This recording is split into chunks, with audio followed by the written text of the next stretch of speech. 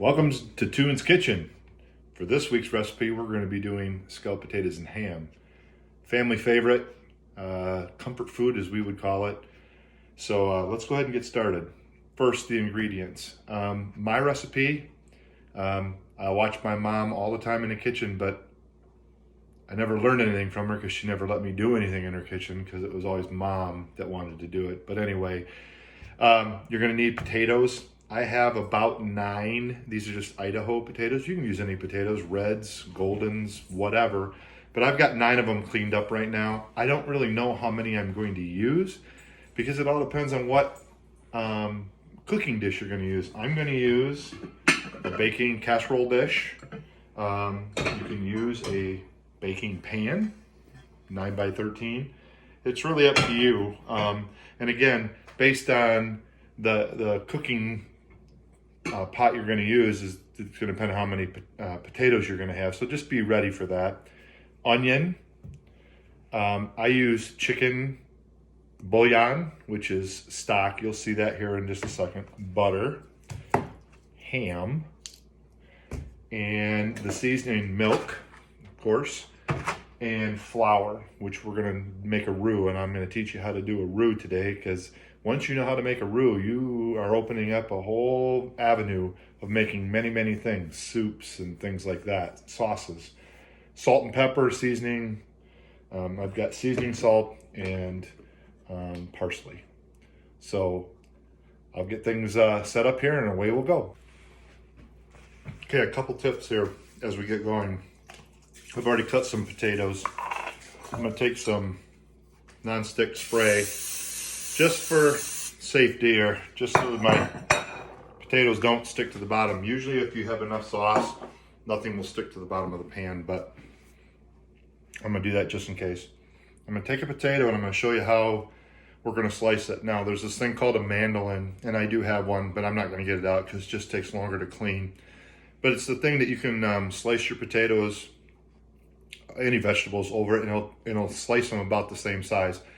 And that's something very key here. When you go to make this scalloped potatoes, you want to have your potato slices basically the same size because they'll cook evenly. If you cut great big chunks and then little chunks, the little chunks will cook much quicker than the big chunks. So I want to show you a tip though. I'm actually going to take the potato and I'm actually going to cut a little piece off the bottom, as you can see. Okay? You can throw this away or you can use it, but what's going to happen now is that potato now will sit on the cutting board. If you leave it rounded, it's going to be sliding all over the place. And by the way, I did wash these before I started. I always want to wash your food.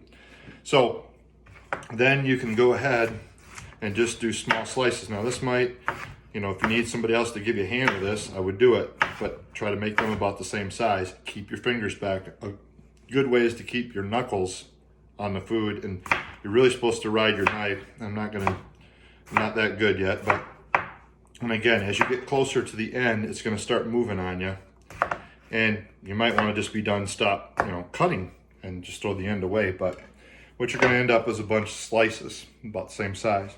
Now, like I said, I've already cut the ham up. I'm going to take my pot, my casserole pan, and I'm just going to start layering them here in the bottom. And I'm going to show you this in just a minute, but you want to go all the way around the inside and get a pretty good layer of potatoes, like so. And after you get a good layer of potatoes, and I'll show you that right now. So those are my layers of potatoes. I'm going to take some of my ham cubes, and this is just ham that's already been pre-sliced, and I just cut it up in chunks. And you're going to go ahead and put a layer of ham on top of the potatoes.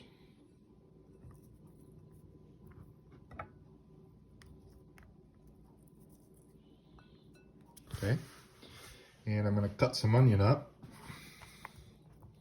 and do the same. So now, as you can see, I did 1 layer of potatoes, a layer of ham and onion, and I also salt and peppered and put some seasoning salt on that layer.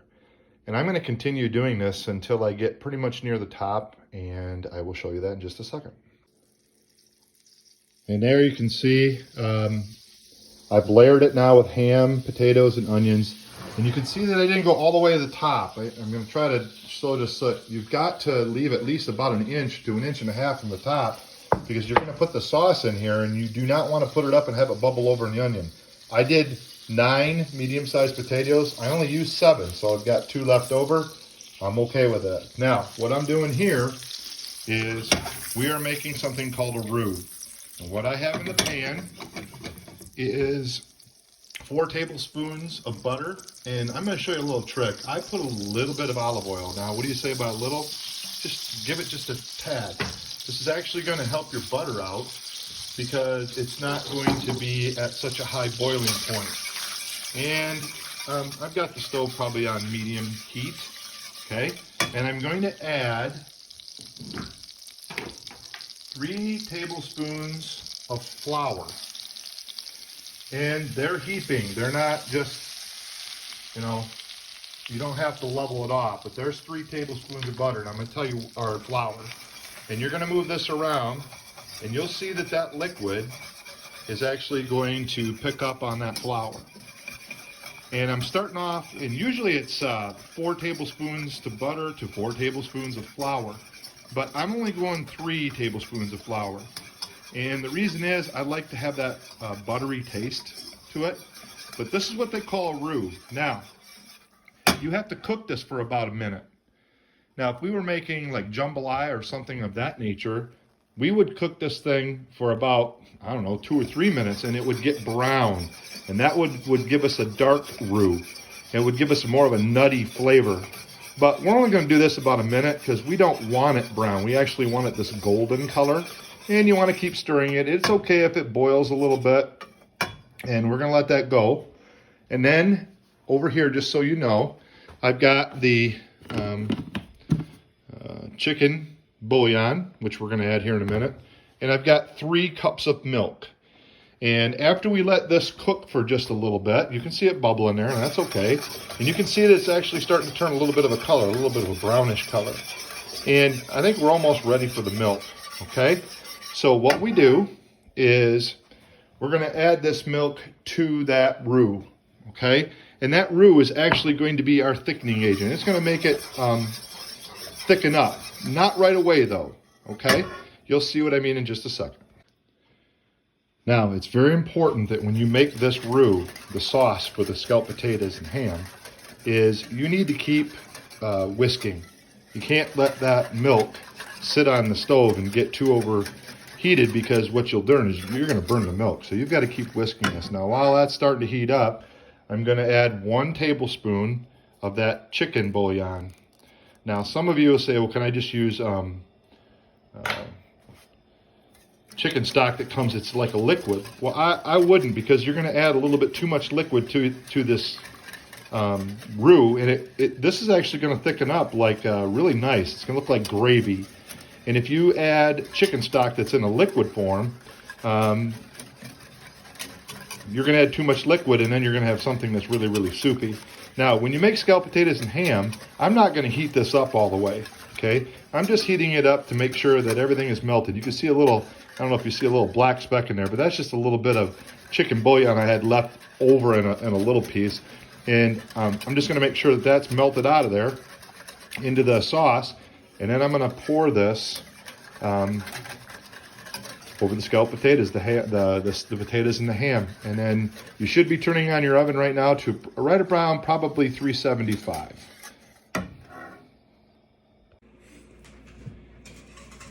Okay, I've been cooking that milk and roux mixture now for about 5 minutes on the cooktop, and I've been stirring it pretty regularly. You don't have to get too carried away. And you can, I don't know if you can see, but it's starting to steam over here. I'm going to shut the heat off, and we're ready to now put that cream into the scalloped potatoes. Now, be careful with this because this is hot. So I'm going to use a ladle, okay? You know, you can get stuff with a liquid. I'm going to put my whisk over here in the sink. Now, I'm going to move this right next to the scalloped potatoes, okay? So be very careful. And I wouldn't hold the pan of scalloped potatoes while I'm trying to dump this in here. You're going to have it all over. So all you're going to do is in one side, you're just going to take this and you're just going to ladle this juice into the scalloped potatoes. Now notice I'm still just pouring it in one spot over here. I've already seasoned all of that, and if I dump all of this, all of the seasoning is going to go to the bottom because some people like to season the sauce, okay? I like to season it as I go, and I just pour it down one side. All that seasoning will just gradually fill up with juice. Now you probably might have some of this juice left over, okay? Like I'm getting close to the top here, and I've got quite a bit of it left. I'm going to keep going though, because I want to get almost to the top of this casserole dish with this liquid, okay? Like so.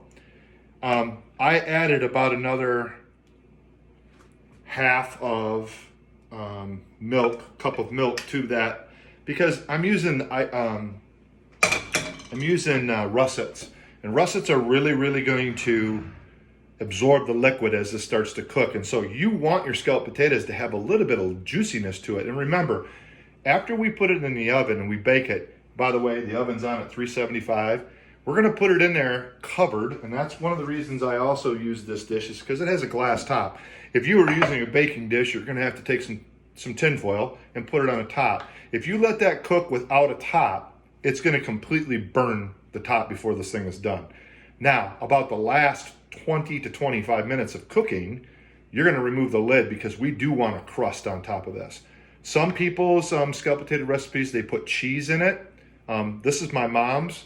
I'm going to go with my mom's recipe because that's what I know. But people do put about a cup of cheese when they're making the roux here. And that is in the sauce already. Just makes it more creamy. You can also put sour cream. I've seen people do that. But what's going to happen is it looks almost like a soup right now. That's okay. Because as this cooks, the potatoes are going to absorb that liquid. And that flour, that roux with the butter that we mixed with the milk, actually is going to thicken. And you want it to thicken. And when you take it out of the oven, remember to let this sit for about 5 minutes. You stir it up. I would stir it up and let the steam come off, and it's going to thicken even more.